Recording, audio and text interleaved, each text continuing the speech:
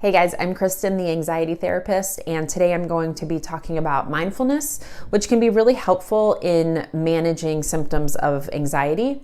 So, mindfulness is described as the ability to be present focused, aware of where we are and what we're doing, and not overly reactive or overwhelmed by what's going on around us. We all have the innate ability to be mindful. It's just that we have to learn how to access that. So a lot of times there's this misconception that mindfulness means that we completely have to clear our minds of any thoughts and we're just sort of this blank slate, and that's not it at all. We actually are incapable of doing that as humans.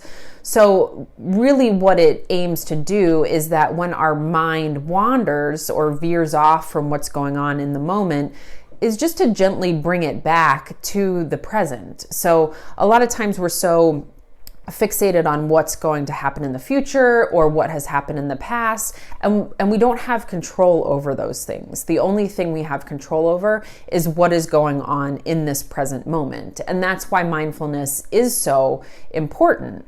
So one of the more common ways to sort of practice this or cultivate mindfulness is through meditation.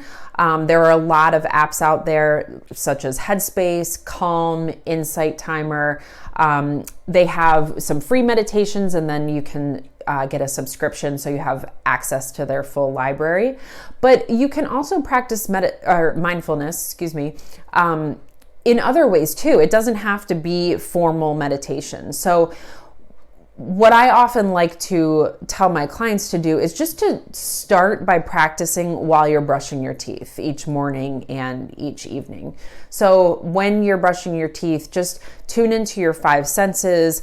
How does the toothpaste taste and smell? How do the bristles feel on your gums? How does the water feel when it's running over your hand? Is it hot? Is it cold? Because a lot of what mindfulness is based in is getting in touch with the body and how the body is feeling. And so a lot of times we are doing that either through our five senses or through our breath. And I think breathing techniques are one of the easiest ways to practice mindfulness as well. There's one called box breathing, where you breathe in for a count of 4, you hold it for 4, you breathe out for 4, and then you hold it for 4. And you repeat that about 3 or 4 times until your nervous system calms down. So one last thing about mindfulness is that it's really based on being curious and accepting of the thoughts and feelings you're experiencing and not judging them. So a lot of times we'll experience anxiety and we'll want so badly for the anxiety to go away, and we'll be fighting against it. And that really just makes it come on stronger. Or we'll be feeling a particular way and then feeling like we shouldn't be feeling that way. And then we bring guilt into the picture, right? So neither of those are helpful. What we want to do is just be curious about, why we might be thinking or feeling a particular way, and be accepting of that, right? Without judgment.